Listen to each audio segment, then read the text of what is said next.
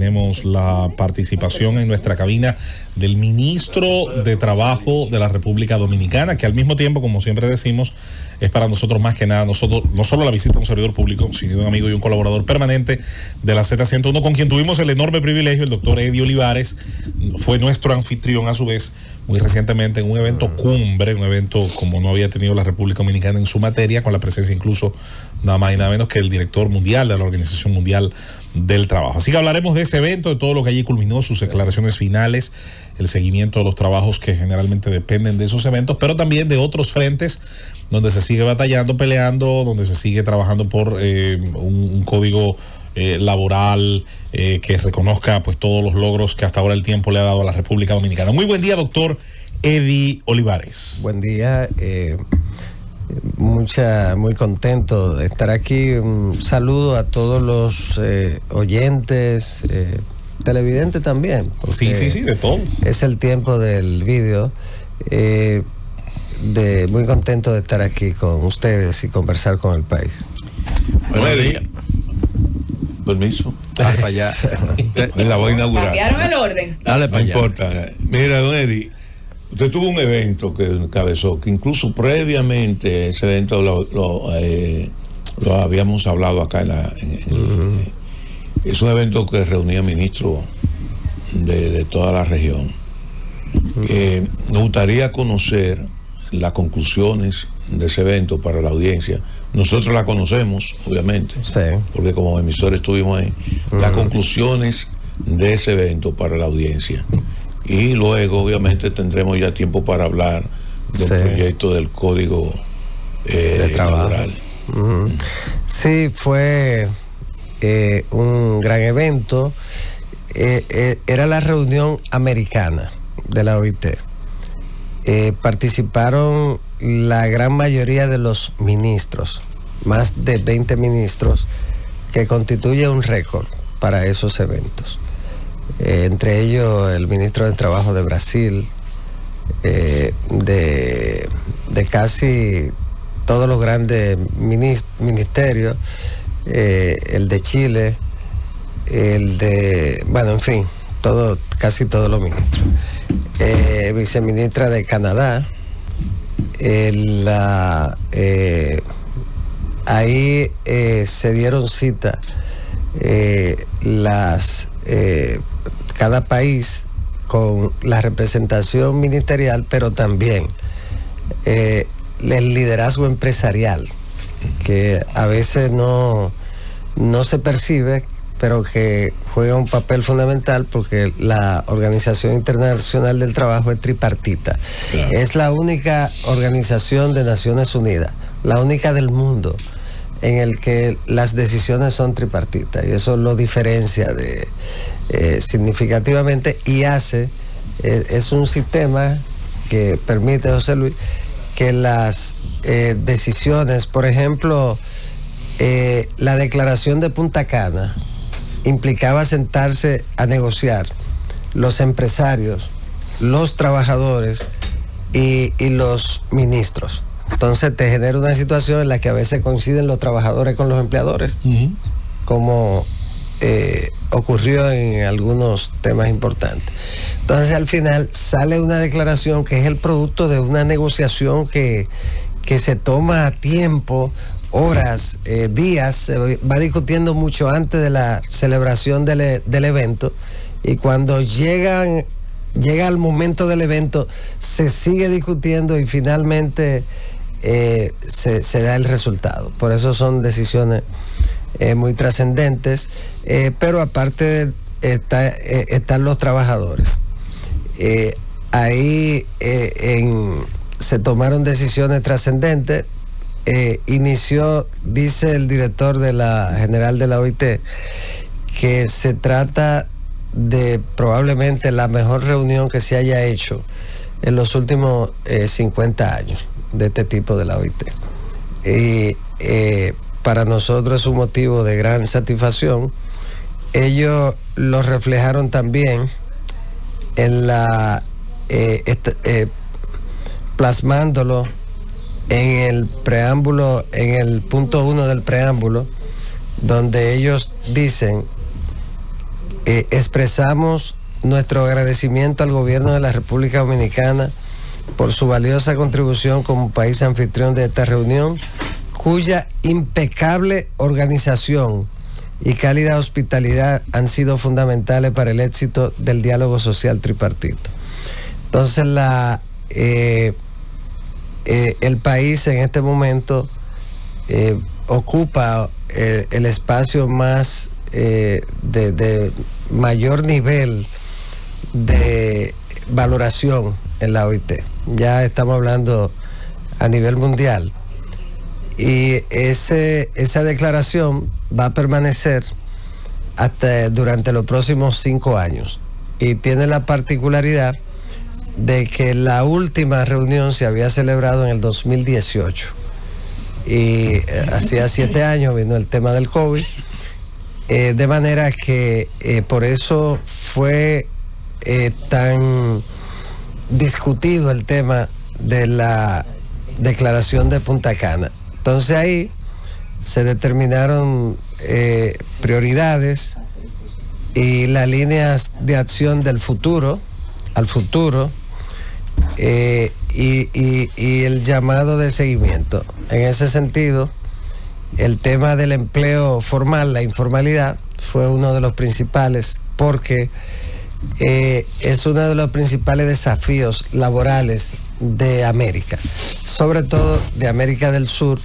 En Perú, por ejemplo, la informalidad anda rondando un 70%, y en toda en Latinoamérica bordea el 50%, 55%, de modo que es el principal desafío. Se planteó una línea de acción para los próximos 4 años en relación con ese tema en América. También la formación de los trabajadores para un mercado laboral que cada día requiere preparación, y ese fue un tema muy importante. La economía resiliente, el mercado laboral resiliente, hay un nuevo trabajo en el mercado laboral, que es el también del empleo verde, la economía verde, y también se trató, a propósito de ese tipo de trabajo, lo relativo al efecto del cambio climático, el calentamiento global en el empleo. De ahí viene el tema, por ejemplo, del empleo verde, que es todo aquel empleo que se relaciona con la creación de trabajo que contribuye con el cambio climático. Por ejemplo, un ingeniero, un técnico que trabaja en la preparación de mecanismos relativos a aspectos que tienen que ver con el medio ambiente. Todo lo que tiene que ver con medio ambiente forma parte de ese nuevo concepto. Y el efecto, por ejemplo, del cambio climático, en el caso de nosotros con el sargazo, que es un gravísimo problema, que también en el caso nuestro, en otros países el efecto del cambio climático tiene que ver con otros temas. Es una declaración de un altísimo interés para el nuevo mercado laboral, de modo que nos sentimos muy contentos del resultado, y la República Dominicana hoy es un referente mundial en lo que tiene que ver con el trabajo, y tenemos que seguir fortaleciéndolo. Doctor, no le voy a hablar de cesantía. Yo creo que ese es un tema cerrado ya. Aunque el disgusto de los empresarios es notorio, ha habido algunas reacciones. Yo quisiera saber cuál es la articulación del Ministerio de Trabajo con relación a los tantos trabajadores irregulares que están sobre todo en algunos negocios chinos. Yo sé que usted ha expresado que realmente su labor no es de persecución, pero en virtud de que usted tiene que garantizar el cumplimiento del reglamento de salud y seguridad en el trabajo, es una realidad que los trabajadores irregulares no están inscritos en la seguridad social y por lo tanto no pueden gozar ni de un seguro básico ni tampoco del seguro contra accidente de trabajo. Y de alguna manera, pues en esa virtud, a usted tiene una intervención y una incumbencia. Además, hay presiones de organismos internacionales y quisiéramos saber qué articulación, cómo está usted operando contra con otras agencias públicas que sí tienen tal vez un mandato más expreso. Sí. Muy, muy importante. El tema de la formalidad es la principal preocupación, el principal desafío.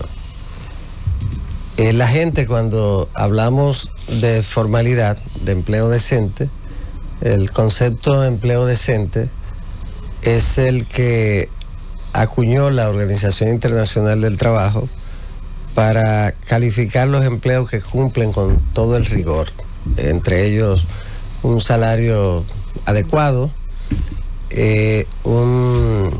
la incorporación al sistema de seguridad social, que es un derecho fundamental. Y ahí tiene que ver el entorno laboral, la seguridad en el trabajo, fundamental. Una empresa, una fábrica donde se ponga en riesgo físico al trabajador o la salud por un tema, por ejemplo, de sonido, algo como el sonido en una fábrica en el que el sonido se convierte, el ruido es una contaminación sónica que si usted pasa 8 horas en ese lugar, va a tener entonces un daño terrible, y eso ocurre. Entonces está también lo relativo a la condición climática interior. Yo fui a empresas en naves donde la temperatura andaba como en 45 grados. ¿Cómo trabaja alguien en 50 grados? Hicimos que eso se cambiara. Pero eso refleja la importancia que tiene el tema de la salud en el entorno laboral y la seguridad. De repente tú estás en un lugar donde no hay una ruta de escape, ni la gente conoce esa ruta de escape, pero puede ocurrir un terremoto y entonces usted quedará atrapado por no tener una ruta de escape adecuada. Un incendio, yo estuvieron en una empresa los técnicos, y cuando se produjo un cortocircuito por coincidencia mientras hacían la inspección, y entonces, ¿dónde está la puerta de salida? En una tienda de esa. Entonces fueron a la puerta de salida y entonces detrás tenía otra puerta de hierro, y entonces cuando abrieron la puerta encontraron con otra puerta de hierro. Entonces ahí hubiese sido una tragedia terrible. Entonces todo eso tiene regla, dónde debe ir esa puerta, los extinguidores dónde deben ir, la capacidad que deben tener, por ejemplo. Ese tipo de detalles que son importantísimos, que es la seguridad y la salud en el entorno laboral, que no solo es conveniente para el trabajador, sino hasta para los ejecutivos que están ahí. Muchas veces el presidente de la empresa, el gerente, los dueños también participan, tienen la oficina en el lugar. Entonces, ese es un derecho fundamental de los trabajadores e irrenunciable para nosotros, en lo que tiene que ver con que todo el mundo en este país va a tener que cumplirlo. Y estamos trabajando para eso.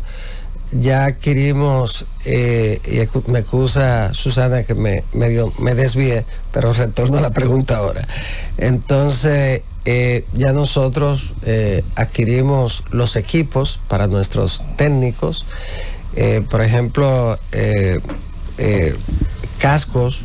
Ningún técnico de nosotros puede ir a una empresa, a una industria o a una construcción sin los cascos indicados. Ya compramos botas modernas imagínate, iban con tenis. Entonces, ahora son botas especializadas para eso, protectoras, que le puede caer un hierro, lo que sea, y no va a hacerle daño en el pie. De última generación compramos. Tenemos también los equipos, dispositivos para medir calor, para medir sonido, para medir de última generación. Las cámaras de última generación también para grabar todo lo que ocurra. Las cámaras se llama las corporales, de última generación, y también que van a permitir que el inspector inmediatamente, sin tener que trabajar forzosamente, prepare su informe, y que sea un informe absolutamente transparente, porque es el informe de lo que se estará viendo ahí. Entonces, hemos ido avanzando y le hemos dicho a todas las empresas que tienen que someterse todas a tener un entorno laboral seguro y con salud. Entonces, ahí, a propósito de la pregunta, tiene que ver con eso también, porque en esos casos entonces es que usted tiene un trabajo decente. Pero lo fundamental para ese trabajo decente es la seguridad social. Un trabajo informal implica que usted está fuera de la seguridad social. Pero beneficia a los empresarios estar fuera de la seguridad social, sus trabajadores. Bueno, cuando un trabajador sale de su casa, desde que pone el pie en la acera, ya está dentro, se considera que está trabajando, que está dentro del entorno. Si es el horario de salir hacia la empresa.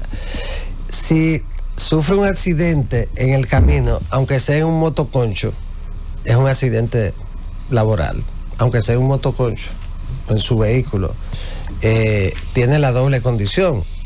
Es un accidente automovilístico, pero tiene que respondérsele porque estaba en sus labores. Si usted está formalizado, si es un trabajo formal, entonces eso lo va a resolver IDOPRIL. Usted no va a tener como empresario que preocuparse por eso, más que preocuparse por sus empleados en la parte ya humana pero tiene la solución. Pero si ese daño es permanente, es IDOPRIL que va también a resolver el tema permanente para ese trabajador. Entonces, eso en los accidentes, en el tema de riesgos laborales, porque IDOPRIL es una especie de seguro para los trabajadores. Entonces, y que funciona muy bien. Entonces, eso lo da estar en el sistema de seguridad social, porque el IDOPRIL es una parte fundamental del sistema de seguridad social, uno de los seguros del sistema de seguridad social. Riesgos laborales y accidentes en el trabajo. Entonces, el otro es el que todos conocemos, las ARS. Las ARS, bajo el régimen que le permite a cualquier ciudadano formar parte de ella. El régimen contributivo y el régimen subsidiado. Entonces, en el caso del régimen subsidiado, sabemos que aquí todo el mundo está dentro del sistema de la seguridad, de la salud. No, eso no quiere decir la seguridad social. La seguridad social no es que usted tenga acceso a través de SENASA a la salud, abarca todo lo otro. Eso sencillamente que usted está en una ARS, no en la seguridad social. Entonces, pero si usted estaba dentro del régimen subsidiado y entra a la formalidad, ya usted está en el régimen contributivo. Entonces, eso abarca todo lo relativo a la seguridad con esos 3 pilares. El primero que mencionamos, que es la seguridad y la salud, la prevención de riesgo. Que es el relativo a la salud, para que la gente entienda bien lo que hacen cuando van al hospital, a la clínica, y con su seguro lo cubren. Y está el otro, que es importantísimo y sobre todo para los jóvenes, la pensión. Si usted entra a la formalidad joven, usted tiene la posibilidad de cumplir también con las cuotas correspondientes. Entonces, va a tener su pensión. Si usted entró muy mayor a la seguridad social, entonces va a tener también el tema de las cuotas. Entonces, por eso es importante entrar temprano al sistema de seguridad social. Y nosotros ahora, por ejemplo, asumimos la decisión firme de incorporar aproximadamente 180,000 mujeres, principalmente, que trabajan en las bancas de lotería, que están en todos lugares. Pueden estar en un callejón, en una montaña, en un campo apartado, pero son 180,000 mujeres. O en un residencial de lujo.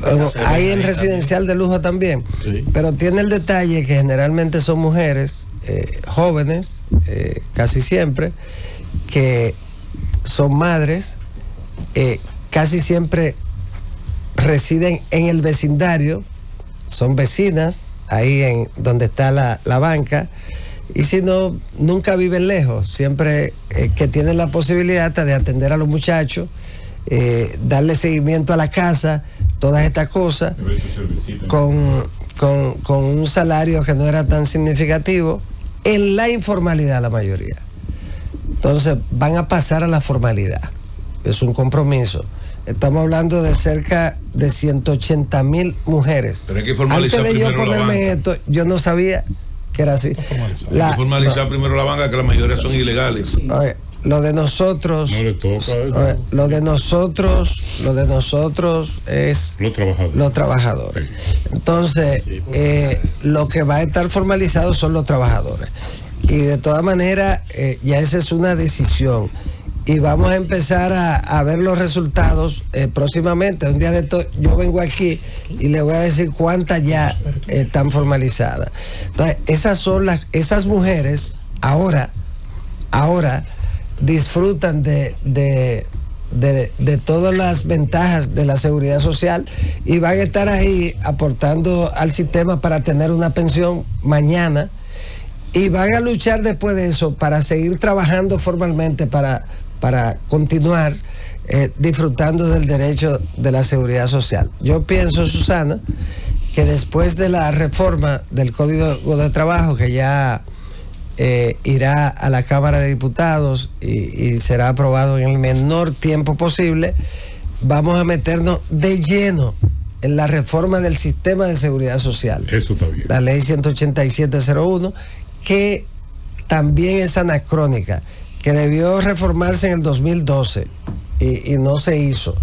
Y además, con la convicción de que hay que colocar en el sistema de la seguridad social al trabajador, a la gente, como el centro, como el corazón del sistema, no el negocio.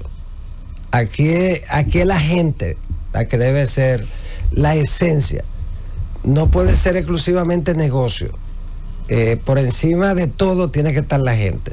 Entonces, tenemos que caminar hacia una reforma para hacer que el seguro social sea un seguro fundamentalmente humano para la gente. En ese sentido, vamos a trabajar en eso para corregir muchísimas cosas que vienen de una ley que no ha sido revisada y que debió ser revisada 10 años después.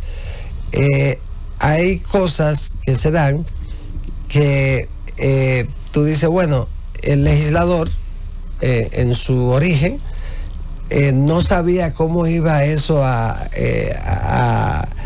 evolucionar. Evolucionó, y en muchos casos evolucionó en una situación que te dice que eso hay que cambiarlo. Pero han pasado después de esos 24 años. 24 años. Entonces vamos a trabajar en eso de lleno. Tan pronto termine la reforma del Código de Trabajo, nos vamos a meter de lleno. Ya hay una comisión bicameral que dirige Rafael Castillo, el vocero de Fuerza del Pueblo en la Cámara de Diputados, y que está Daniel Rivera, el doctor Daniel Rivera, como parte. Rafael Castillo es un experto también, es un experto en seguridad social, en el tema de seguridad social, y el doctor Daniel Rivera, imagínense ustedes, pero ahí casi todos son médicos en esa comisión, tanto mujeres como hombres, y hay expertos ahí, o sea que van a hacer un gran trabajo. Ministro, precisamente en esa legislación se tuvieron que corregir el tema del 10% de las propinas, porque estos días ha alertado a mucha gente, porque tú dices, oye, me van a poner un impuesto más. ¿Qué pasa y cómo ustedes le dan seguimiento a que el 10% de propina en esos establecimientos se reparta entre los servidores a los que determina la ley que hay que dárselo? Sí, el tema de la propina, la verdad es que el tribunal se había pronunciado, la Suprema Corte de Justicia, y está pendiente de que el Tribunal Constitucional dicte un fallo en cuanto a ese tema. Correctísimo del Senado de excluirlo de la reforma. Esas son razones para que no se considerara en la reforma. Si el Tribunal Constitucional falla de la manera que falle, sencillamente ya eso se incorpora. Pero el seguimiento, la inspección, nosotros y en los próximos días estará ocurriendo la inspección de restaurantes. No lo anuncio. Aquí no puedo anunciarlo, pero revisan libros contables, revisan el sistema, todo, pero también con los empleados. Entrevistan a los empleados. La entrevista de los empleados es fundamental. Yo voy al restaurante y le pregunto. Yo cuando la propina la pongo, yo le digo, se la reportan, sí, porque para saber, no la voy a dar al dueño. Yo le pregunto, entonces yo estaba en uno y le pregunté, cuando yo le iba a dar mi propina extra, pues son dos, está la legal, al final de cuentas. Sí. Un 17% de propina, un 18% de... No, un 10%. Un 38%. No, el 18% es de impuestos es una cosa. Pero mira, sí, pero escúchame, es que hay un 10% por ley de propina. Más lo que tú quieras. Y más, generalmente tú lo que tú le das. Uno da más del 10. De manera voluntaria. Yo doy más del 10. Eso es opcional. Eso ya es opcional. Pero no siempre lo vuelva ese mesero. Pero mira, ¿y cuánto usted le dio? 100 pesos, doctor. Mira qué es lo que pasa. Pasa. Tú vas al restaurante. Por eso para mí la propina voluntaria es la propina esencial al final de cuentas. Para no meterme en el tema más allá de eso. La propina voluntaria, si tú llegas al restaurante y tú, además de que uno tiene esa costumbre y tú no das esa propina, imagínate tú que rebotan. Que mire ese miserable. Así y entonces aquí estuvo Rosendo. Mira, no se lo hacen porque está caño. Entonces, yo estuve en un restaurante recientemente acompañado de mis hijas. A mis hijas les gusta dar propina. Entonces me hicieron dar una propina que al otro día yo quería volver a buscar. No, ¿te lo creo? Yo estaba con unos amigos Un amigo, en los tiempos que estaba en la Junta, Europa, un restaurante, entonces no nos atendían, y entonces yo hice la seña de que eran gente,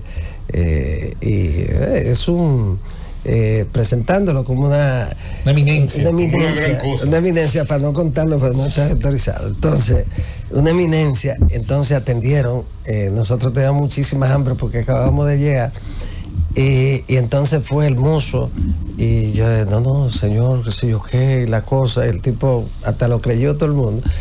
Y entonces le dijimos, bueno, eminencia, usted tiene que dar una buena propina. Que lo creyó, usted dio una buena propina, y después cualquiera quería que le devolvieran. Entonces, pero la verdad es que la propina tiene que cumplirse. La propina tiene que ir a... La que tiene que reportar el empleador. Donde tiene que ir, que al trabajador. Exactamente. En ese sentido, sí, el ministerio le da seguimiento para que eso se cumpla. Con el permiso del ministro, vamos a una breve pausa, venimos con más. Este es el Gobierno de la Mañana, del trabajo, así como también los temas que estamos debatiendo, discutiendo de legislación y códigos laborales de la República Dominicana. Así que seguimos en esta ronda de preguntas. Julieta, aprovechemos al ministro. Sí, cómo no, muchas gracias, José Luis. Ministro, cuando usted hablaba de el plan de regularizar, formalizar es el término, a las mujeres que trabajan en bancas, ¿han pensado también cómo van a mejorar las condiciones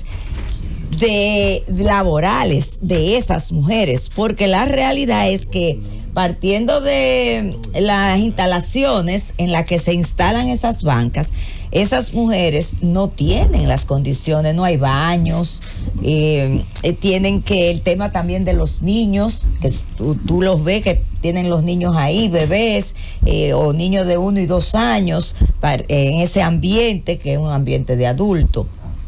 Eso por un lado. Y lo otro es, bueno, no hemos vuelto a saber qué pasó con la mesa de trabajo del CES y el tema del Haití y todas las aristas que tiene ese tema.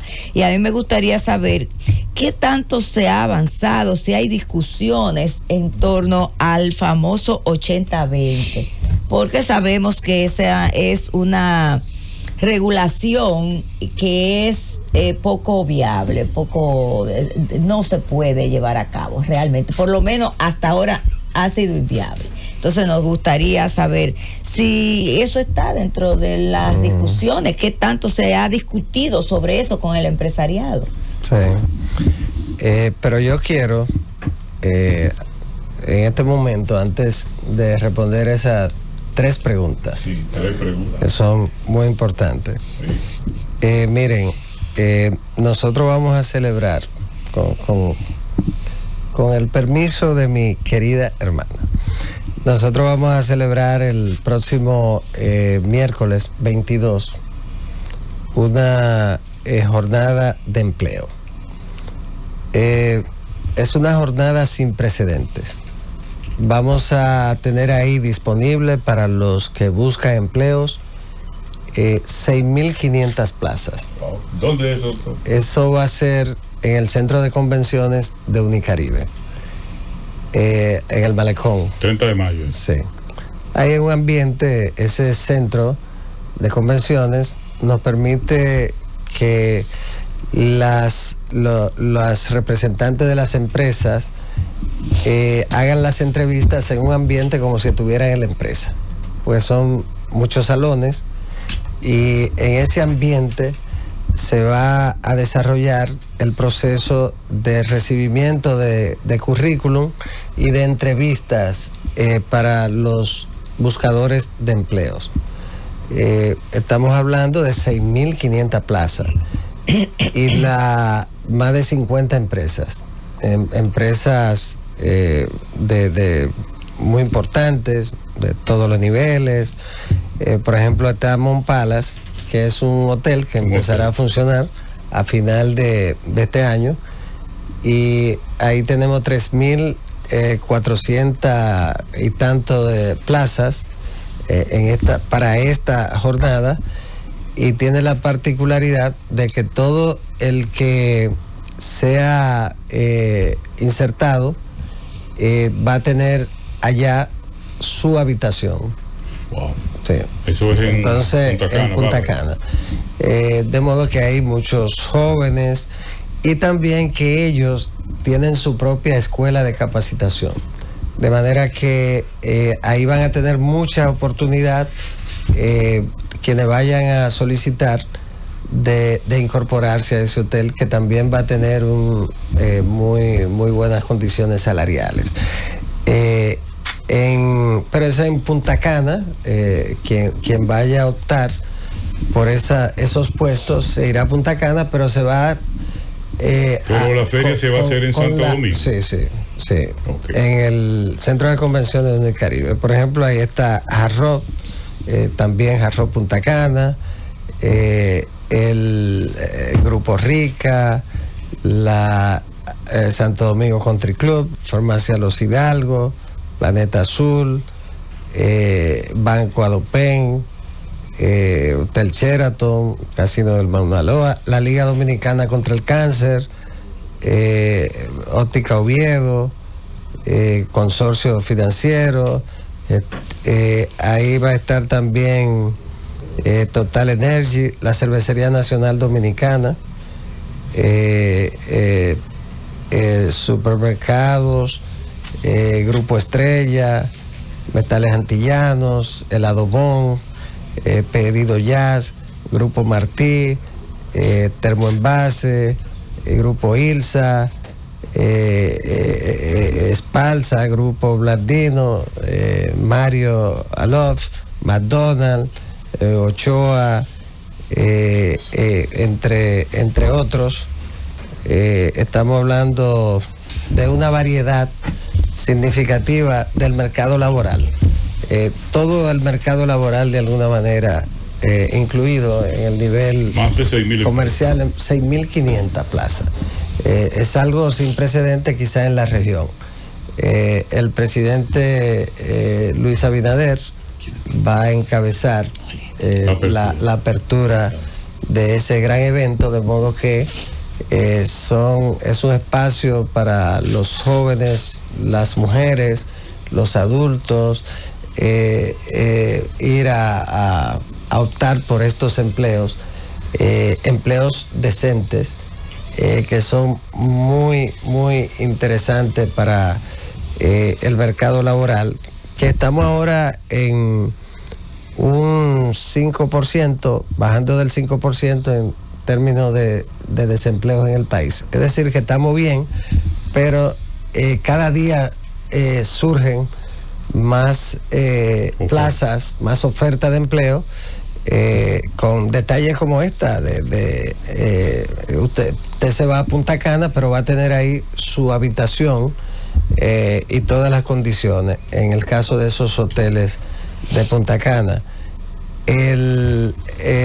También con la posibilidad de insertarse con todas las condiciones en las otras empresas. Estamos hablando de 3.000 plazas, fundamentalmente aquí en la capital, pero buenas plazas, la mayoría, y 3.500 más o menos en Punta Cana. De modo que va a ser un gran evento y esperamos que todo el mundo, todo el que esté buscando empleo, vaya a esa gran jornada, que es la más grande de la historia, quizá en la región. Claro, esa es una jornada. Luego vamos a continuar en Santiago, en el Cibao Central y en todos los lugares. Y vamos también a hacer un trabajo selectivo, por ejemplo, en lugares donde hay más nivel de desempleo, porque hay lugares que tienen pleno empleo. Aquí hay municipios con pleno empleo. Sí. Tú dices Tamboril, sí. todo el mundo. Maimón con la en minera. Tamboril no hay suficientes empleados con el tema Y en Pepillo también Salcedo del está pasando tabaco. Están completando con haitianos ahora. Hay lugares donde ya se agotó, no residen en los alrededores empleados. Entonces, pero tú te vas, en el caso, por ejemplo, de San Juan, en el sur, Asua, nosotros vamos a hacer operativos especiales para incentivar que muchos empleados de ahí se vayan, por ejemplo, a Punta Cana. En el caso de estos hoteles que tienen habitaciones, en lo que viene Pedernales. en lo que viene, y muchos van a estar preparados entonces para Pedernales. Pero mientras tanto se van desde el sur, se preparan y entonces ya van a tener esos empleados preparados para trabajar en hotelería. De modo que esta es una excelente oportunidad, y todas las condiciones para trasladarlo hacia Punta Cana, hacia los centros turísticos, estamos trabajando en ello, y ese hotel, el Moon Palace, va a tener 6,000 empleados prácticamente, entonces, y una ciudad donde van a vivir los trabajadores. Eso es una muestra de cómo crece el mercado laboral, cómo crece la inversión extranjera, cómo la República Dominicana hoy, motivado por el hecho de que es un oasis de paz laboral, pero de paz social, todo el mundo quiere venir a invertir aquí, y se dan estas condiciones extraordinarias. Entonces, claro, hay que preparar a los trabajadores, y ahí Infotep, que ha hecho un gran trabajo, que se ha expandido y que hay que felicitarlo, 45 años que acaban de cumplir, y en ese sentido también va a estar Infotep para la capacitación, pero tenemos la ventaja en el caso de esos hoteles que ellos capacitan a las personas. O sea que si usted no es un experto, eso no es un problema. Ellos entonces se encargan. De modo que la cita es el miércoles, desde las 8:30 de la mañana. Próximo miércoles. Esa gran jornada. Entonces yo quiero... Ahora respóndame, por favor. Sí. Mire, en el caso de las mujeres que trabajan en bancas, ciertamente son espacios muy reducidos. Entonces, pero siempre alrededor sí están las condiciones para cualquier tipo el colmado de Aldama, necesidad de aseo, lo que sea. Siempre en los alrededores están las condiciones. Los alrededores son las casas, la gente que vive ahí, o los negocios. Bueno, lo importante es tenerla. Entonces, lo importante para nosotros es que tengan un salario también adecuado. Y en ese sentido hemos logrado que tengan un salario adecuado. Lo importante es que tengan el sistema de seguridad social, y ya lo logramos. Y entonces tuvimos una reunión con el doctor Sadalá, que es el tesorero de la seguridad social, para crear las condiciones para la incorporación de todos ellos, más el compromiso que hicieron los patronos, los empleadores en ese sentido. Ese es un paso de avance importante, y la dignificación del trabajo de las mujeres en lugares donde no hay empleo. Entonces, en ese sentido, es importantísimo, es un gran acontecimiento que va a mover también la aguja de la informalidad. Pero eso no se va a quedar en ese sector. Eso nosotros lo vamos a hacer con otros sectores que deben entrar al sistema de seguridad social, y que van a hacer que la familia, cuando un trabajador entra al sistema de seguridad social, entra la familia. Entonces, ese es el impacto que tiene. Entonces, la otra... Sobre el 80-20, si es viable mantener ese estándar. Mire, o habría que crear más excepcionalidades. Sí, y sobre el 80-20, es un tema legal. Está en la ley, está en el código. Es el concepto sobre la nacionalización del trabajo. Entonces, siempre hay empresas especializadas. Tú dices, bueno, tierra rara. ¿Cuánta gente saben trabajar tierra rara en la República Dominicana? Hay que aprender porque los gringos están atrás de eso. Entonces, para ponerle un ejemplo, ellos se lo llevan sin trabajo. Nosotros, no, pero como quiera, nosotros estamos hablando de los microchips. Sí. ¿Cuánto tenemos acá? experto en microchip. No, muy poco. La ley establece las excepcionalidades donde el 80-20 no se cumple. Eso es importante saberlo. Entonces, ya en las excepciones, usted tiene que decidirlo, porque si no, usted cierra el mercado laboral y cierra entonces la producción de todo tipo de industria. Entonces, están las excepciones. Y esa parte es importante, Julieta. Esa es la parte más importante y por eso siempre tienen que estar las excepciones. Ahora, tenemos que cumplir con lo que dice la ley. Somos esclavos de la ley. Entonces, si usted quiere hacerlo diferente, tiene que entonces reformar la ley, modificarla. Pero mientras esté ahí, hay que cumplir. Hacemos todo lo que haya que hacer para cumplirla. Y están, como decía José Luis, las excepciones.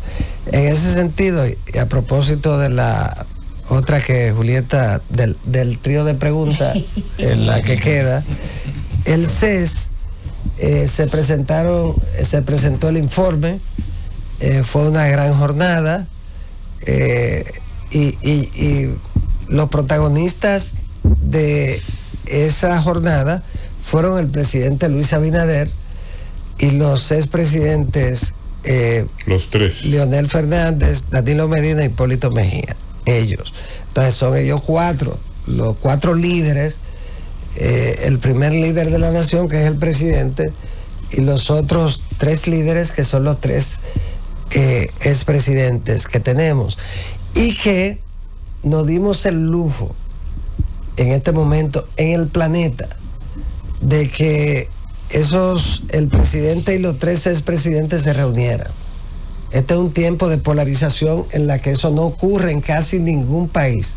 Son muy pocos los que pueden hacer eso.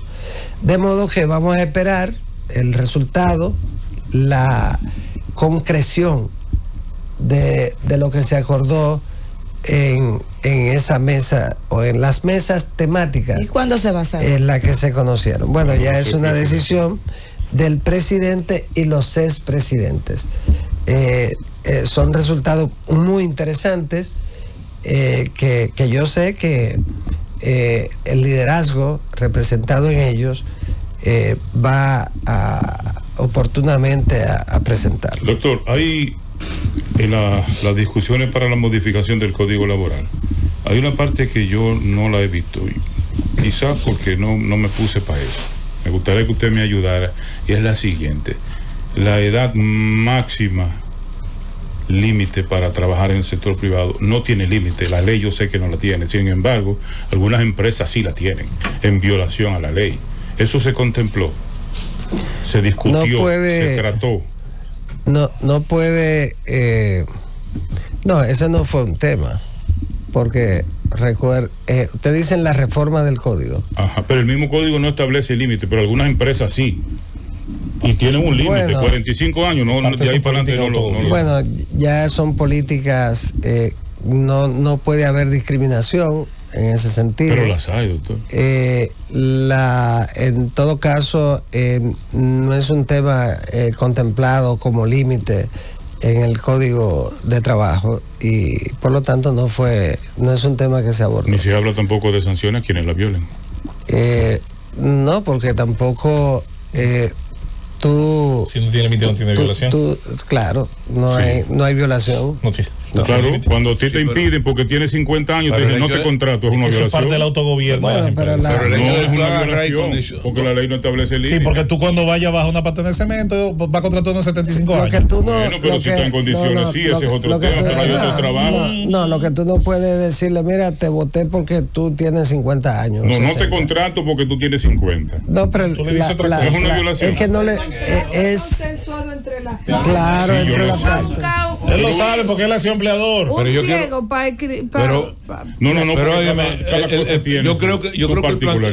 que el planteamiento que hace Fernando es relevante porque la mayoría de todas las empresas te dice a ti, se solicitan esto menor de 35 años. Menor de 35 años. Entonces, independientemente de que el empleador tiene la libertad para emplear a quien quiere, a quien quiera, no está contratando a una persona por competencia, lo está contratando por límite de edad. Y eso es discriminatorio. Entonces, eso es relevante. La palabra discriminación incluye elegir. Pero oye, es que no estamos hablando, si tú me hablas a mí de competencia, es una cosa. No estamos hablando de competencia cuando tú colocas un comunicado en un medio de comunicación y dices se necesita esto, menor de 35 años de edad.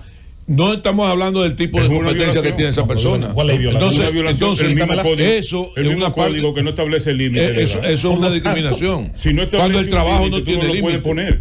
Claro, porque están poniendo un límite. Hay un tema relativo a la y ahí entramos a la Casa de la Constitución. Sí. Y entonces en la Casa de la Constitución no está permitida la discriminación en asuntos laborales. Sin embargo, en el tema de la concreción de esos principios, ya ahí sí se da la dificultad de que el empleador no necesariamente te va a decir no te contraté porque tú no tienes la edad, sino que sencillamente pero él te va a decir no te contraté porque el que tiene la decisión de a quién contrata es el empleador. La ley no puede impedir el concepto de idoneidad. Es que no hay forma en ninguna parte de usted darle concreción a eso. Entonces, ¿por qué? Porque el trabajador te dijo, ¿por qué usted no lo contrató? Bueno, porque no lo quise contratar. Es lo que diga, Don Bienvenido podría ser demandado, según Fernando, por un mudo que quiere trabajar aquí. Y la libertad. Los jueces mismos que van a conocer eso tienen una edad tope en la Suprema Corte. Esos son como conversaciones pero de esa, la gallina. No esa edad tope está contemplada en la ley. Pero hay cosas y en la Constitución, pero en este caso no. No, es que la ley no puede ser contraria a la Constitución, peor aún. Entonces. Hay cosas de aplicación imposible. Claro. Yo, por ejemplo, puedo decir... ¿Oyeron los señores que pasan de 35? No. ¿Están desprotegidos? No, es que no están desprotegidos. ¿Están desprotegidos? No están desprotegidos. Gracias a Dios que hay otros oficios que sí permiten que al contrario es deseable la edad. Claro. Por ejemplo, a mí me decían en toda parte. Sí, entonces tiene muchísimas. Hay sitios que premian mala experiencia. Otros que premian mala fuerza. Hay lugares que te piden la experiencia. Yo tengo como 40 ofertas de empleo. Y por eso hay que estudiar y formarse, porque para picar piedra y jugar pelota, a usted se le acaba pronto. Pero no importa la formación, el tema no está en la formación. Sí importa. Pero escúchame, estamos hablando de la construcción de los perfiles. Y cuando tú observas en cualquier periódico, la solicitud no está fundamentada en competencia, está fundamentado básicamente con límite de edad. Sí. La UAS, la Universidad Autónoma de Santo Domingo, supone que es la universidad donde se basa en cosas, no contratan a ningún profesor por encima de 50 años. Eso es discriminación. Eso es discriminación.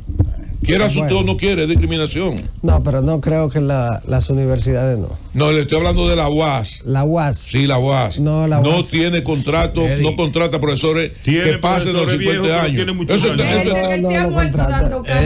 Dando cátedra, jóvenes. Pero tú con la competencia que tienes no puedes dar clase en la UAS. No, sí puede dar clase. No la contrata. Le digo que no. Pero Susana no llega a 50. Pero le digo que no, magistrado, pues yo sé por lo que estoy diciendo. Susana no llega a 50. Bueno, ya eso la UAS lo pero eso incluso eso está hay un recurso sometido en el Tribunal Constitucional por esa discriminación que tiene la universidad. Bueno, yo no sabía eso. Voy a averiguarlo. Averígüelo. No tenía conocimiento. Pero ese no es su tema. Sí, ese es su tema y estamos a tiempo. Ese es su tema. La UAS puede aclarar eso. Escúchame que le interrumpa, ministro. Pero no sabía porque se supone que a los 50, por ejemplo, como profesional, tú estás en un gran momento. Doctor. Y después de los 50, doctor Olivares, es bueno tomar este momento porque es un tema interesante. Las empresas que precisamente buscamos que ofrezcan empleo, que generen empleo, tienen, entre otras cosas, por si quizá el compañero Fernando no lo recordaba, la libertad de elegir el perfil que buscan. Sí. Un perfil de idoneidad, ya sea de edad, ya sea de competencia. ¿Por qué? Porque la palabra discriminación, pese al significado que haya tomado con el tiempo, no es sino elegir sobre otros. Claro. Entonces, cuando en un salón de belleza dicen que es unisex. Cuando en un salón de belleza dicen, no, es bisex, ese es su derecho a ofrecer ese servicio. Oye, hay sentencia hasta de los 80 de eso. El tribunal, cuando no había tribunal constitucional, la Suprema Corte se pronunció diciendo que eso no se podía limitar la edad, pero al final son cosas que no tienen concreción. No, que no tienen concreción, como dicen. Y si la empresa lo hiciera mal, tendría que pagar en el mercado su consecuencia. No hay manera de Claro, porque entonces no te lo colocan, pero te piden el acta. Y también pudiera decir otro, pero ven acá, yo soy tan competente como fulano. Dame yo contraté a ese personaje. No, porque no me eligieron a mí. O sea, siempre es un alegato posible. El Tribunal Constitucional. Julieta y yo, pero ven acá. Las dos somos abogadas, las dos esto, las dos lo otro. El Tribunal Constitucional anuló. El que va a solicitar a concertar algo que se negocia. Claro. Que no es un contrato administrativo, por decirlo así, donde el Estado tiene todavía revés un papel de exorbitancia y no tiene que explicar nada. Siempre va a poder alegar discriminación. Claro, por supuesto. El Tribunal Constitucional de República Dominicana anuló el límite de edad para ingresar a la carrera. Primero la sentencia dictaminó la carrera administrativa. Es otra cosa. Está bien, pero eso es trabajo. Sí, pero es el mismo criterio. Eso es trabajo, pero es el mismo criterio, eso es lo que digo. Son cosas que no tienen concreción, o sea, no hay forma de tú. Pero eso tiene un efecto distinto. Al contrario. Sí, porque eso es para entrar a la carrera. Sí, ya estamos hablando de empleados discriminación que están en la institución, sí. entran a la carrera. Y en ese sentido era una discriminación lo dice la ley. Claro. La ley de organización. No puede haber discriminación por razones de sexo, edad, religión, color. Esa sentencia fue una sentencia muy importante para que no se discriminara la incorporación a la carrera. Entonces, al final eso, aquí se votó muchísima gente de carrera y no pasó nada. No, pero ya es otra cosa. No, yo sé, pero le digo cosas. Si eso no, si no se cumplió lo otro. Esto es para entrar. Yo conozco perfectamente, créame que hasta sé qué ministerio y en qué momento metieron eso. Sí, pero de todas formas, lo más importante es que se están creando empleos. Nosotros tenemos, a propósito del tema de edad y de juventud, como uno de los principales desafíos, la incorporación de los jóvenes al mercado laboral. Sí. Porque siempre te requieren que tenga experiencia. Entonces, nosotros procuramos y tenemos programas para la inserción de jóvenes, por ejemplo, y vamos a fortalecer eso ahora dentro de RD Trabaja, que es un programa que tiene un financiamiento del BID, y vamos a incorporar jóvenes en empresas. Ya de hecho eso está. Le pagamos 3 meses. Y esos son 3 meses para formarse en la empresa. Entonces la empresa tiene el compromiso de si esta persona, si este joven cumplió con los requisitos, las condiciones y en consecuencia calificó como un empleado, de quedarse con él. Pero tiene 3 meses para insertarse en el mercado, para prepararse. Claro. Y ese programa va dando un buen resultado. Y nosotros vamos ahora a fortalecerlo.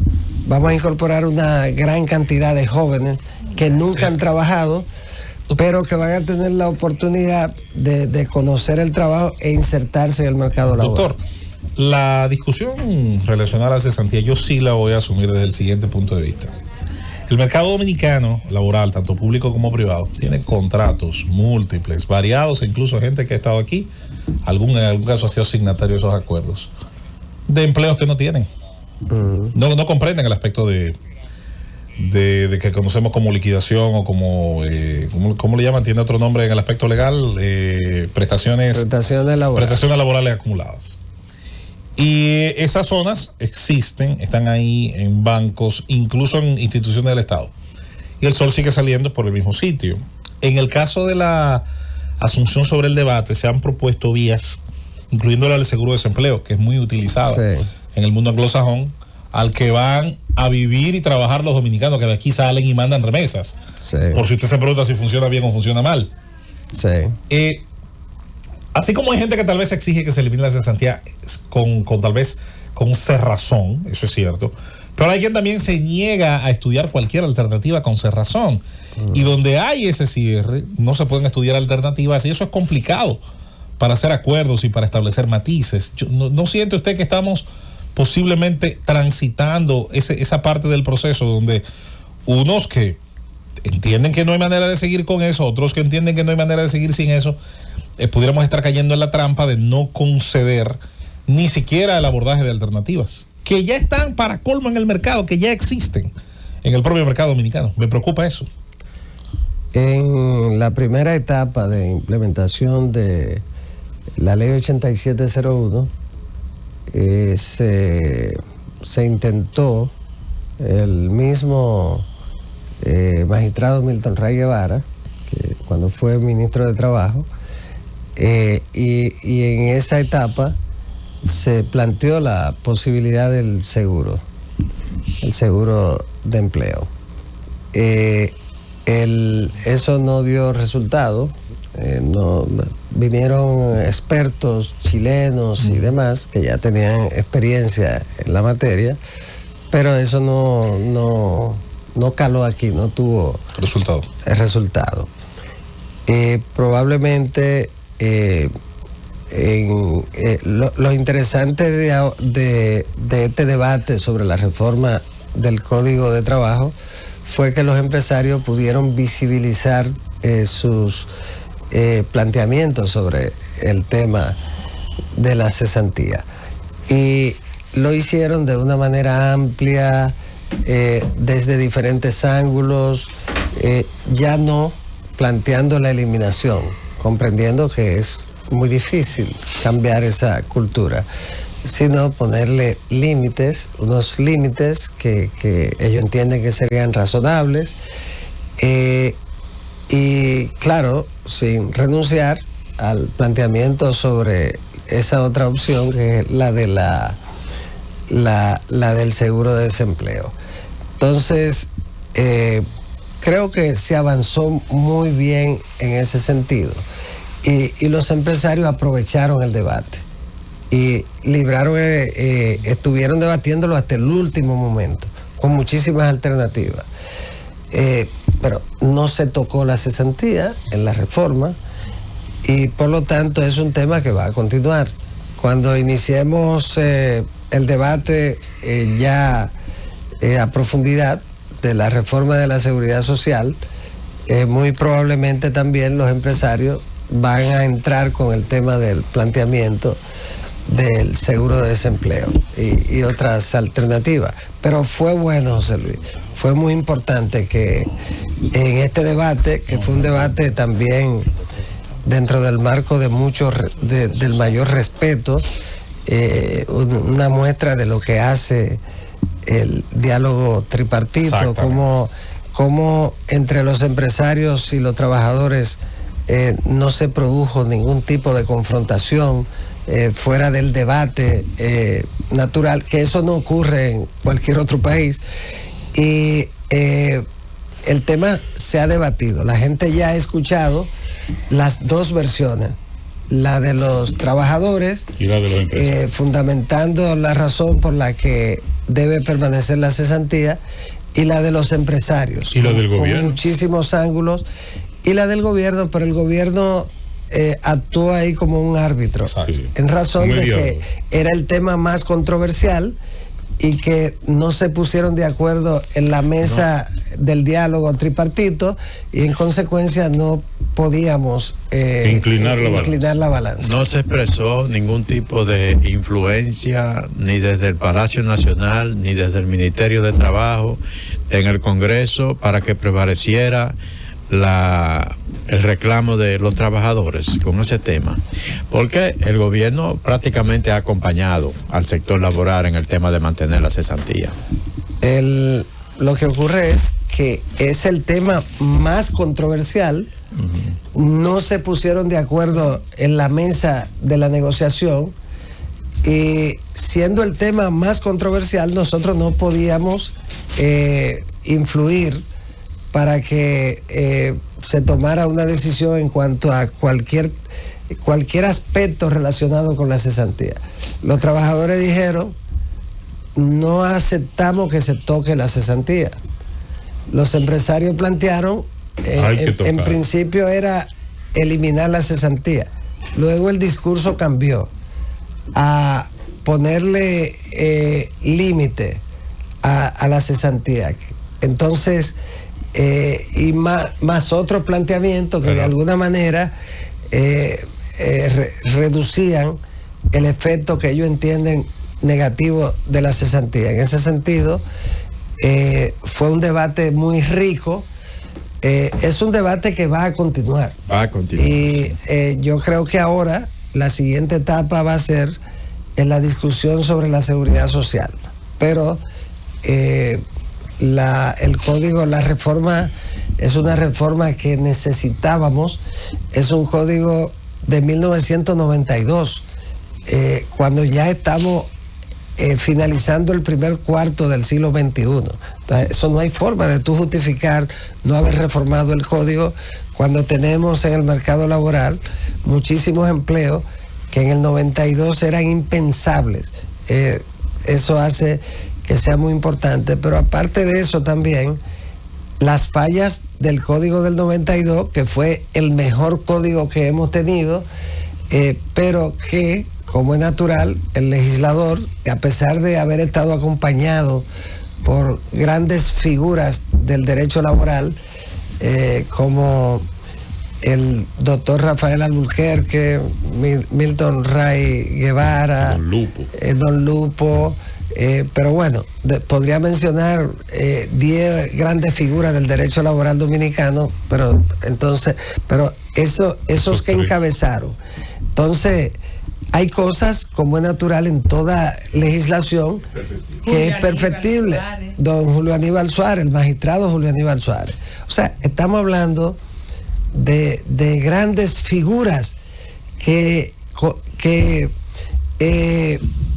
construyeron ese código, y ese es el código que ha sido la base del crecimiento del país.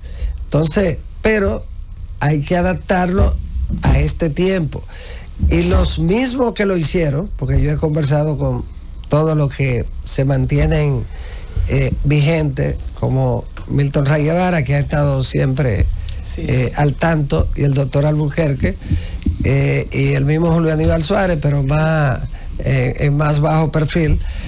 Pero ya es un tema que implica un cambio, pero un cambio positivo sobre la base de un gran código. Es sobre un gran código que se está haciendo ese cambio. Doctor, en ese mismo orden, usted acaba de anunciar a través del Gobierno de la Mañana, para mí una de las noticias más importantes. Concluido el código, vamos a entrarle a la ley de seguridad social. Necesitamos, lo ha calificado así mismo, una ley menos rentista, y una ley de seguridad social para los trabajadores, o sea, con más rostro humano, como diría el fenecido doctor José Francisco Peña Gómez.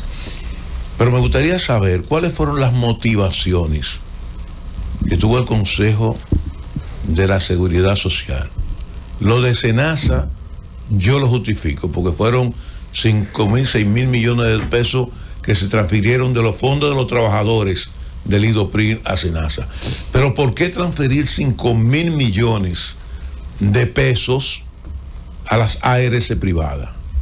Si se supone que las ARS privadas no tienen el problema que tenía SENASA, y es como una especie de decir, yo te voy a aprobar a ti 5.000, 6.000 millones de pesos para SENASA, pero tú tienes que darme 5.000 millones de pesos. ¿Cuáles fueron esas motivaciones por las cuales el Consejo tuvo que transferirle a las ARS privadas 5.000 millones de pesos? Miren, no se trata solo de eso, sino que el sistema requería, sobre todo en ese ámbito, de las ARS. Son ARS todas. SENASA es la ARS del pueblo dominicano.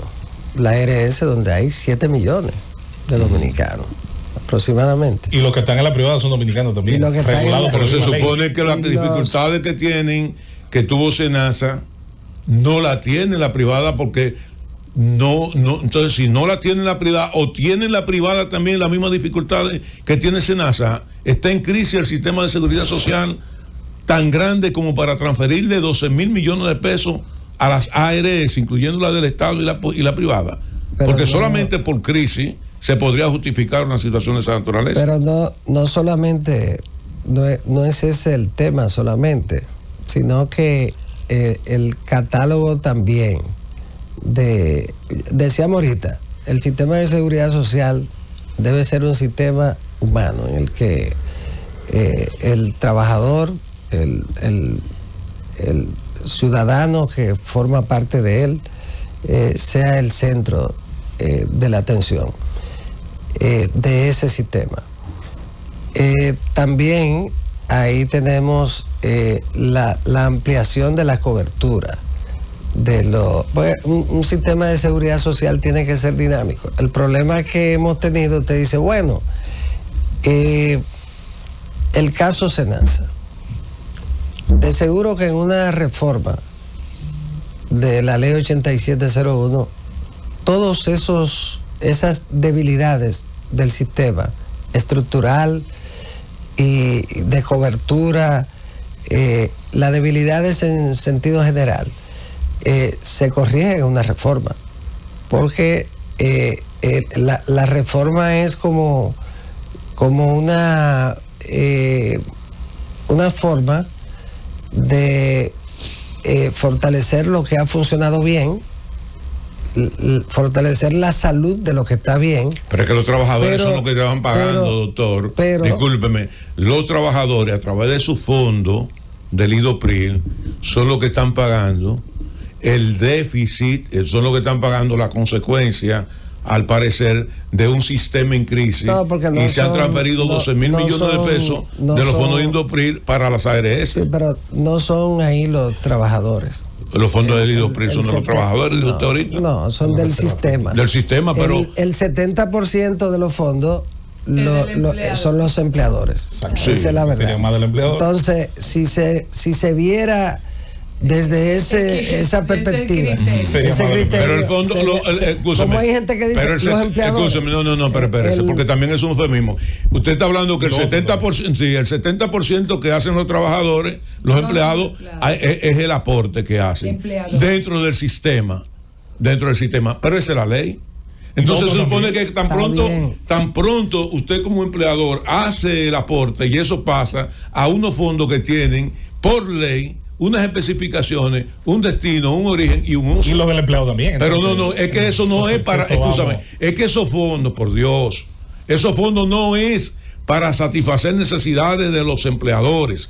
Esos fondos van dirigidos a satisfacer unas necesidades fundamentales, de acuerdo a la ley, de los trabajadores. Estamos hablando riesgos laborales exclusivamente. Ahora modifiquemos la ley. ¿Y a quién le sirve la ARS? Modifiquemos la ley. Entonces, cuando modifiquemos la ley, sí podemos decir que esos fondos son de los empleadores. El hecho de que ellos lo aporten, como lo aportan los trabajadores, no implica, pero que no están para satisfacer del sistema. Pero hermano, vamos a meternos en la cabeza que esos fondos no están ahí para cubrir déficit de las ARS.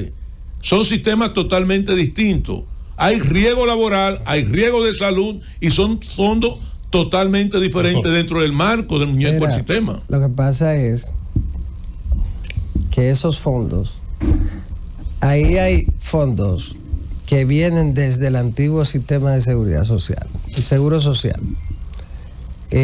porque ese es un fondo que es un excedente de la que tiene que ver con que lo que tenían que constituir el fondo de compensación para la gente que como yo se quedó en el aire. Claro. Eso es verdad. Todo eso pasó así. No, pero vamos a decir como es. Usted sabe no, que eso es otro tema, pero brevemente para yo. Sí. Para yo. Concluye. Entonces, ese es un excedente.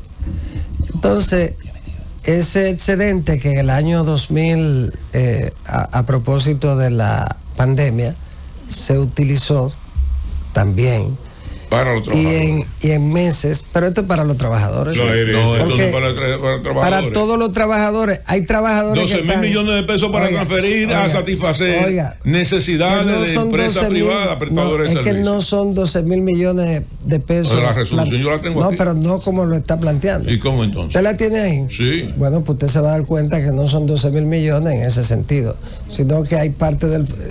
todos son para fortalecer el sistema. Okay. Entonces, lo que yo quiero aclarar, al margen, lo que yo quiero aclarar es que son fondos de un excedente. Entonces, de ese excedente, estamos hablando de que para finalizar el de año tenemos 50,000 millones, más de 50,000 millones en esos fondos. Entonces, se están usando dentro del sistema y en ese sentido, para fortalecer el sistema.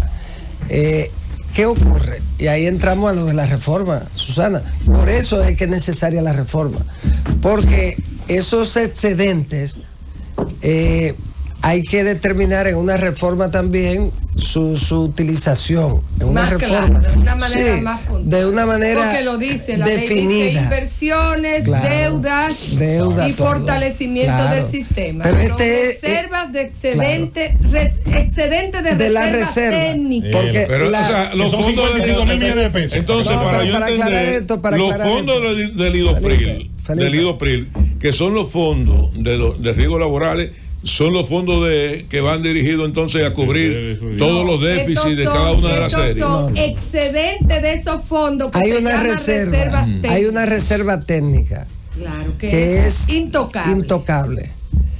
Sobre esa reserva, por una razón de la propia ley 87, de la propia ley de IDOPRIL 8701, producto de ello, hay fondos que exceden la reserva. Eso en una reforma hay que entonces llevarlo a la conveniencia del sistema, a la realidad. Aunque ya la ley 397-19 dice cómo se puede usar. Dice cómo se puede usar. Entonces, ¿qué ocurre?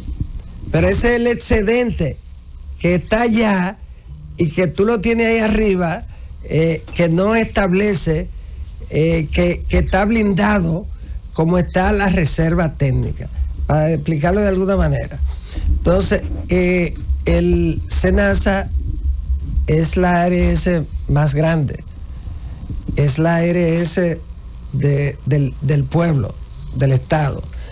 Y en ese sentido nosotros estamos hablando de 7 millones de personas.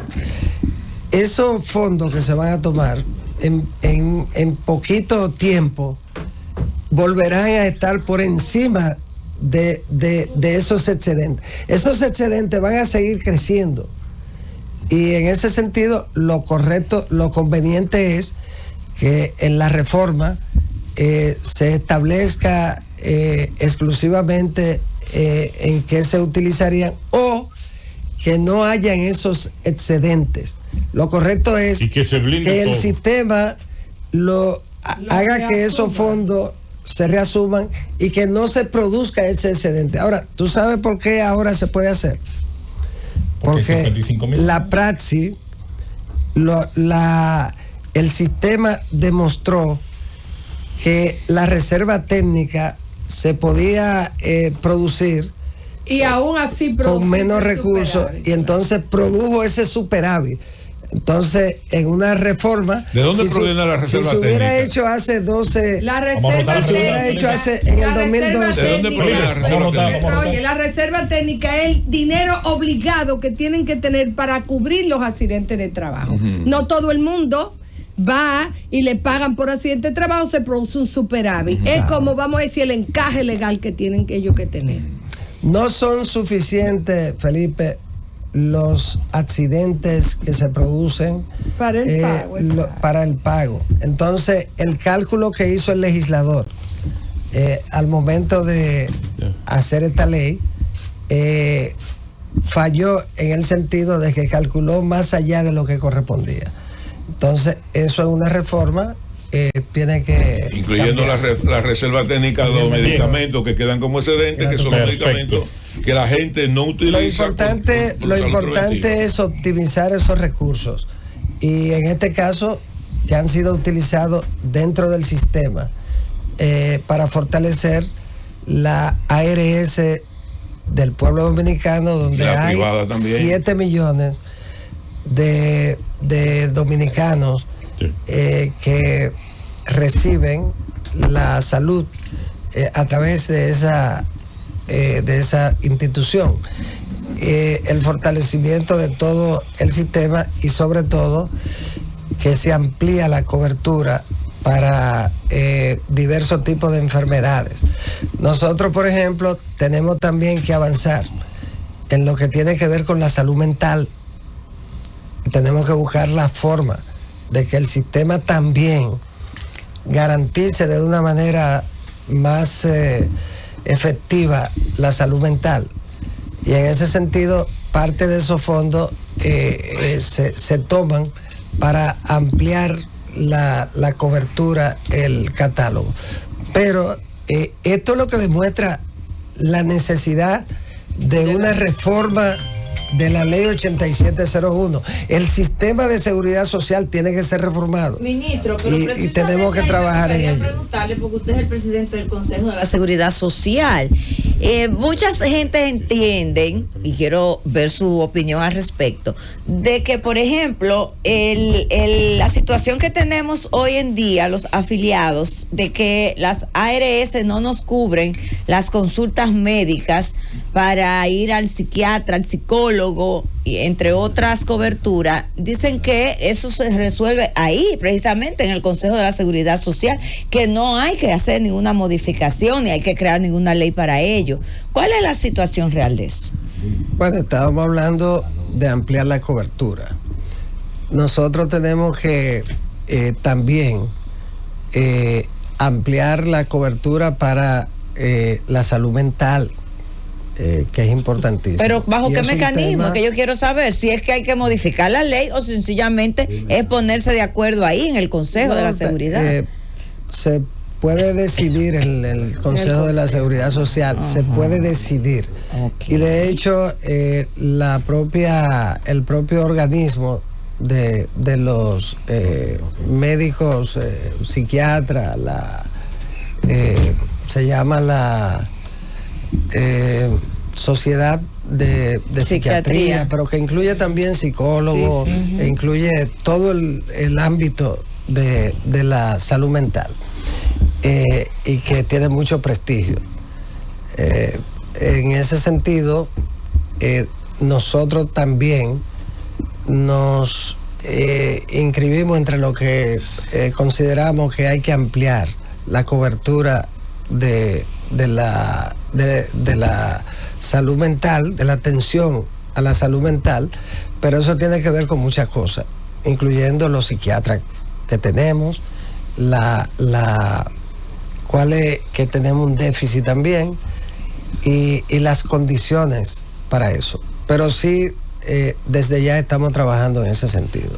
Doctor, de hecho, el doctor Julio Ravelo Astacio, que ha pasado ahora está dirigiendo recientemente la Sociedad de Psiquiatría, y voy a hacer contacto con él para reunirnos también para escucharle en cuanto a este tema.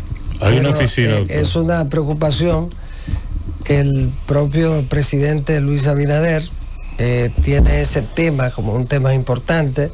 Me parece que próximamente se va a referir al tema de la salud mental, Y yo creo que eso va a ser muy importante porque entiendo que es un tema que tiene que ver también con que las universidades y el propio Estado propicien la formación de más profesionales, tanto psiquiatras como trabajadores sociales, psicólogos, para que pueda entonces ser atendido ese problema que es uno de los principales que tiene la sociedad, el mundo, y se va a trabajar en eso.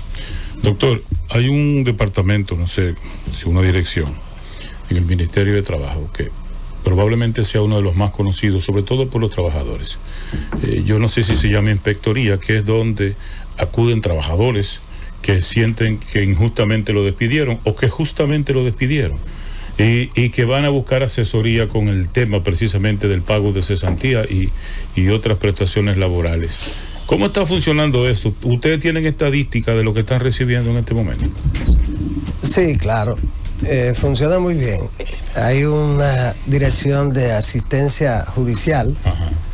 Que es para los trabajadores que requieren de la asistencia de estos abogados.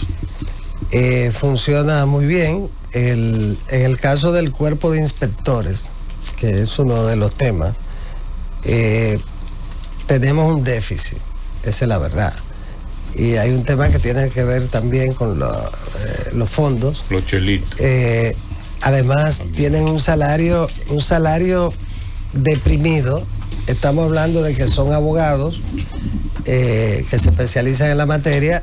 ¿Y sabe cuánto ganan? No. 70,000 pesos. Wow. Entonces, imagínate tú, 70,000 pesos. Es difícil atraer recursos humanos capacitados. Claro. Ahora yo he hecho un esfuerzo. Tenemos que designar algunos inspectores de urgencia y lo vamos a hacer con no son muchos porque no tenemos recursos para muchos, pero hemos hecho un esfuerzo, y con el MAT y vamos a designar ahora algunos 25 inspectores. Necesitamos 400. Wow. Todo el país. Trabajan como 50. Otra parte están en proceso de pensión o en condiciones que no les permiten, porque muchos de ellos fue en los 90 que entraron. Y es una situación difícil para nosotros trabajar. Yo he tenido que hacer una reingeniería para hacer operativos. Entiendo. Y que me permiten tener también un control de los inspectores. Desde aquí nosotros determinamos dónde se van a hacer esos operativos. Había una época donde los inspectores trabajaban gratis. Sí, pero ya eso no es así. Entonces, es una vergüenza que tú le estés pagando 70,000. Por ejemplo, los traslados. Yo he frenado el tema de los traslados. Y vamos a colocar un inspector base en cada provincia, cada oficina local. Y ahora vamos a crear también, ya está autorizado por el MAT, lo regionalizamos. Okay. 5 grandes regiones con oficinas para fiscalizar a las oficinas que pertenecen a esas regiones y en consecuencia a los inspectores. Eso ya estamos implementándolo. Pero 70,000 pesos es un salario de miseria para profesionales de ese nivel.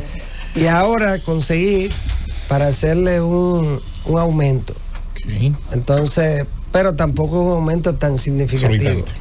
Pero estamos trabajando ese tema y tenemos un control.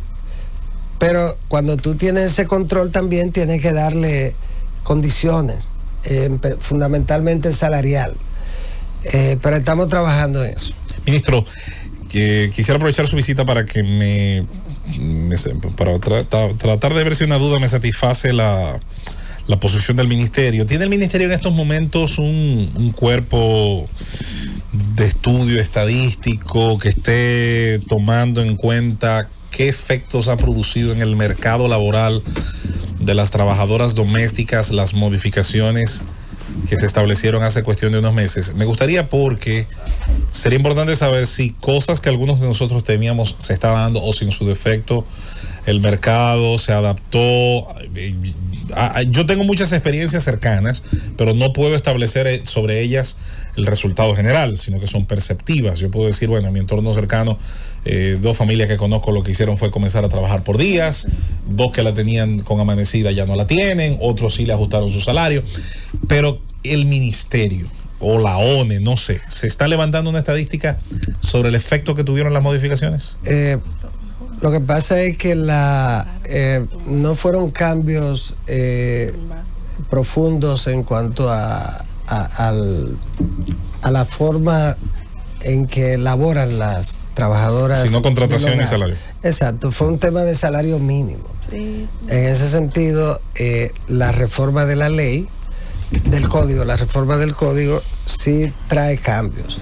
El tema de la jornada de trabajo, la forma de esa jornada, si pasan los varios acciones que le van a meter. Exacto, entonces que todo lo que molesta, lo de la sirvienta, todo el mundo le molesta eso. Yo no había visto. Sí, todo el mundo a la infeliz. Entonces, ahora lo que nosotros hicimos con el salario mínimo fue una forma de reconocer también, y lo atacaron en el Constitucional.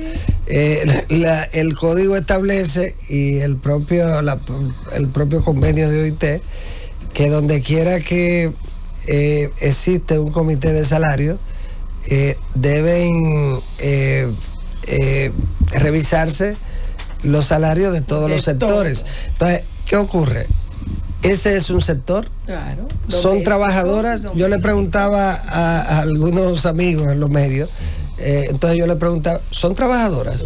Claro, son trabajadoras. No son muchachas que están ahí jugando o vine a ayudar, son trabajadoras. Entonces, claro, son trabajadores domésticos que están categorizados. No, y con mucha responsabilidad. Total. Porque está la responsabilidad de la casa, que eso administrar la casa. Pero eso pesa. Entonces, ¿qué ocurre? Esa es una realidad. Ahora, ¿qué hicimos? Le pusimos un salario mínimo. Ahora, hay que ser sincero, el salario mínimo que le pusimos, al final de cuentas, es menos de lo que ellas exigen. Ninguna trabajadora lo hace por el salario mínimo que nosotros pusimos. Una afición. Que fue unos 12,000, 15,000 pesos. Entonces, pero ninguna trabajadora te sirve por menos de 20,000, 25,000. No. Pero mínimo 25. La mía me sale 56,000. Sí. Entonces, ¿qué ocurre? En la que hacen trabajo doméstico, por ejemplo, en distintas casas, una vez a la semana. Sí. También, pero eso es posible. Ahí entra lo que José Luis decía. Usted tiene diversas formas de contratarla. Entonces, entre ellos hay gente que trabajan por día, casi siempre. Sí, 2 días a la semana. Van 2 días a la semana. Bueno, eso tú tienes. Hay trabajadoras domésticas que les conviene mejor así. O modelo de agencia exclusivamente en una casa. Ahora entra la tercerización, que juega un papel importante. Es decir, que es un mercado con un contrato que es bastante abierto, pero hay que garantizar los derechos de la trabajadora del hogar. Esa es una realidad. Otro tema es el de las cuidadoras, que es otro, pero después en una próxima entrevista vamos a hablar de eso, pero que juegan también un papel fundamental las cuidadoras. Doctor, ¿y los delivery? Espérate, me toca a mí. Y los deliveries, el tema de ahorita de los restaurantes era fundamentalmente de los deliveries, de los restaurantes. Mire. No era de la propina para todos. Qué bueno dejarlo claro. Que era de los delivery. A eso fue que se le planteó una propina. No se está tocando la otra propina. Es los deliveries. Claro, que no tienen ese porcentaje porque no están en la factura. No la tienen porque no están en la factura. Y lo tumbaron. Lo que decidió el tribunal fue que la propina es para los que están dentro. Para los que sirven dentro. Entonces, eso de paso lo aclaramos. Mire, tengo una pregunta, un chivo que me mandaron. ¿En qué está el lío de los trabajadores de Falcondo que están en un limbo? Porque ahora Falcondo está logrando la declaración de quiebra y frente a eso es la única excepción donde se pierden los derechos laborales. Ustedes han estado, pero no se ha logrado todavía. Sí, llegamos. Ustedes saben que se cumplió con la mayoría de los trabajadores. La del pacto, con un porcentaje de los que estaban dentro del pacto colectivo. Y el propio gobierno, el presidente Abinader, en ese momento instruyó para buscarle una solución y entonces le pagaron sus prestaciones a la mayor parte. Entonces se quedaron, por razón del fuero sindical, se quedaron los dirigentes sindicales que por alguna razón no tomaron el pago de las prestaciones en su momento. No, hay algunos que son ejecutivos. Se quedaron los ejecutivos y los dirigentes sindicales. Nosotros nos reunimos con ellos y ahí don Pepe Abreu, que la mayoría los trabajadores pertenecen a la CENUS, entonces estamos trabajándolo. Esos trabajadores tienen que cobrar su prestación. Claro que sí. No, que tienen que cobrarla. En ese sentido, nosotros estamos trabajando para eso. Estamos haciendo un levantamiento sobre la forma que se produjo el pago de las prestaciones a la mayoría, al 95% de los trabajadores, y estamos trabajando para que esos trabajadores cobren su prestación.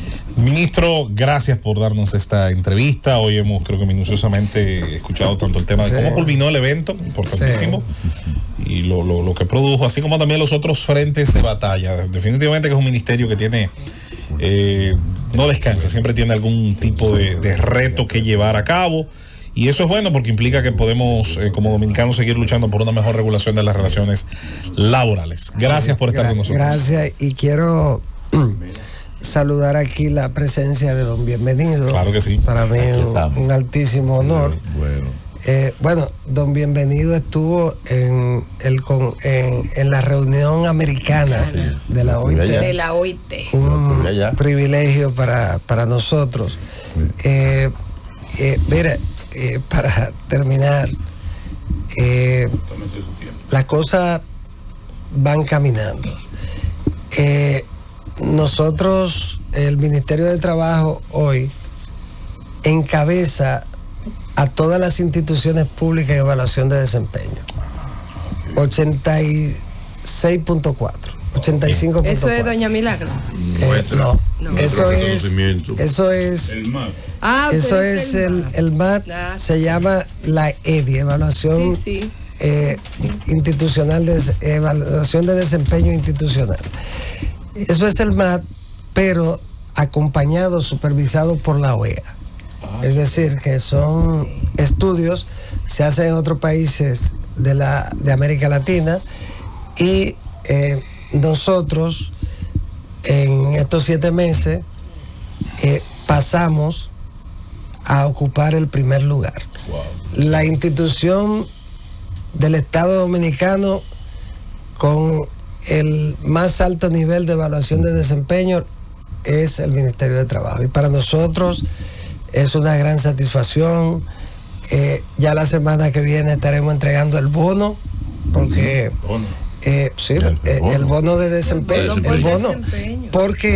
porque nosotros somos la institución con el más alto nivel de desempeño institucional del Estado, de la administración. A los empleados les vamos a entregar su bono, porque es el reconocimiento al esfuerzo, al trabajo, eso está establecido. Y aprovecho para felicitarlo y saludar a todos los trabajadores, los empleados del Ministerio de Trabajo, porque ese no es un trabajo que hago yo solo. Hacemos un gran esfuerzo, pero es un trabajo de todas y de todos. Vamos transformándolo también en tecnología y los servicios van a ser fundamentalmente online. En poco tiempo ya hemos ido avanzando con nuestro propio equipo hacia un momento en el que las empresas no tendrán que ir al ministerio, sino que todo se podrá hacer online. Es decir que hemos logrado muchos avances que después en el primer año vamos a ver. Estamos ya iniciando la construcción de la escuela de mediación, que va a ser un centro de mediación del país. Ahí vamos a entrenar a los mediadores dentro del sistema laboral, y en ese sentido ya estamos iniciando la construcción del local que va a estar detrás del edificio, detrás del ministerio, que era una construcción que había empezado pero se abandonó y entonces ahora la vamos a adaptar. Es decir que vamos avanzando. Gracias, ministro, y con todas estas buenas nuevas cerramos esta interesante participación suya en el Gobierno de la Mañana. Llévatelo, Francis.